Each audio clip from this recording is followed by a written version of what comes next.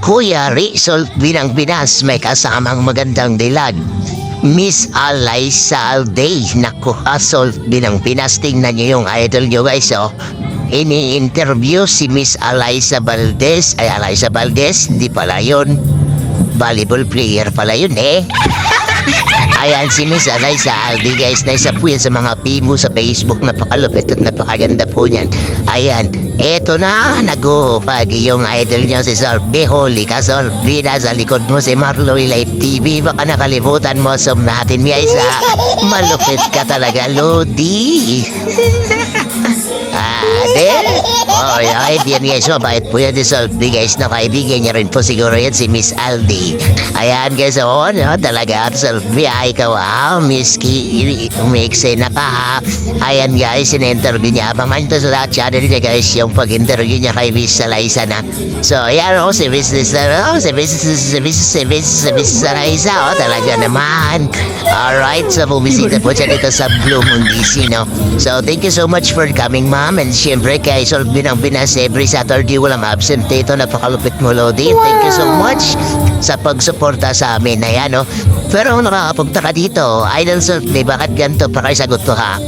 Samantalang pag yung iba ini-interview mo, 1 minuto, 2 minuto lang. Eto, bakit ganito? Pakipaliwanag na to. Bakit ang tagal mo ha?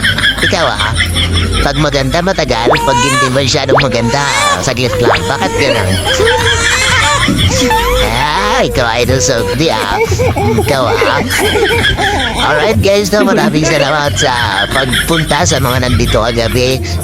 Saturday, no? Mamaya ulit, Sunday. Kita-kits tayo ulit dito sa Blue Moon DC. Sa mga taga-Pangasinan, dito lang to sa Bulinaw 7-Eleven Pangasinan branch, no, sa taas. Blue Moon DC, pwede nyong puntahan Monday hanggang Sunday. Open po tayo 6 p.m. hanggang 3 p.m. Maraming salamat sa lahat ng mga sumusuporta. Ayan, masaya po dito. Wala pong gulo dito. So mag-enjoy tayo dito. Kung gusto mag-chill, punta lang kayo dito. Alright, so marami dito si Sorbe Binang Pinas. Ayan yung taga-interview natin dito ng mga magaganda. Siyempre lahat ng mga guest natin dito, welcome po kayo and mag-enjoy po kayo sa ating mas papagandahin Blue Moon DC. Under renovation tayo ngayon para mas palakihin at hindi na mas maliit yung Blue Moon, no? So palakayin pa natin para mas marami tayong kasya. Wala na tayong crowd control na magaganap. Lahat welcome, pwede makapasok, no? So, sa mga hindi pa po nakakalam dito lang ulit to sa 7-Eleven Bulinaw branch sa taas, no? Ayan, may mga in-interview po si Sorbe. Si Kagawad naman po yan. Actually, na-upload niya na yan. Panoorin niyo na lang sa channel niya. Maraming salamat muli sa lahat ng mga tamatang kilig sa Blue Moon DC. Sa mga hindi po nakapunta, i-share niyo to. Yayain niyo lahat ng mga katropa niyo dito sa Pugusin. Grabe si Kuya Manalamin, no? Talagang feel niya, oh. Kuya shoutout sa'yo, sino naman. Maraming salamat. To God be the glory sa inyo lahat, mga busing. Maraming salamat sa inyo sa pag-suporta, no?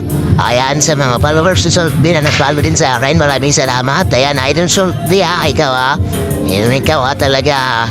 Face, yun.